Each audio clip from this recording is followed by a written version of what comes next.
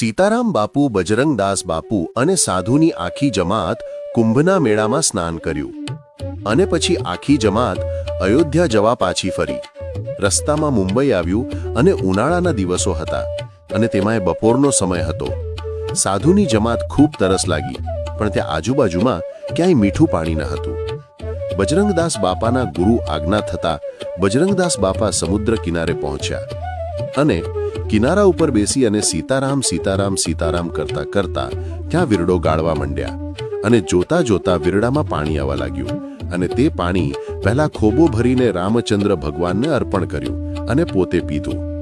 પાણી ટોપરા જેવું મીઠું હતું અને એક કમંડળ ભરી અને સીતારામ બાપુને આપ્યું. પછી સાધુની જમાતે પાણી પીધું ને પછી સીતારામ બાપુએ બજરંગદાસ બાપુને કહ્યું કે હવે તમે જનસેવા કરો. અને પછી બજરંગદાસ બાપા સીતારામ બાપુને કહે છે કે બાપુ, તમે મારી પાસે ગુરુદક્ષિણા રૂપે કંઈ માંગો.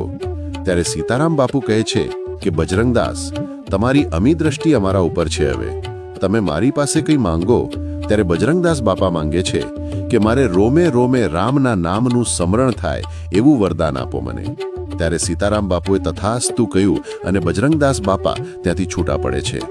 મિત્રો, તમને અમારા વિડીયો પસંદ આવતા હોય તો વિડીયોને લાઈક કરી કોમેન્ટમાં બાપા સીતારામ અવશ્ય લખજો.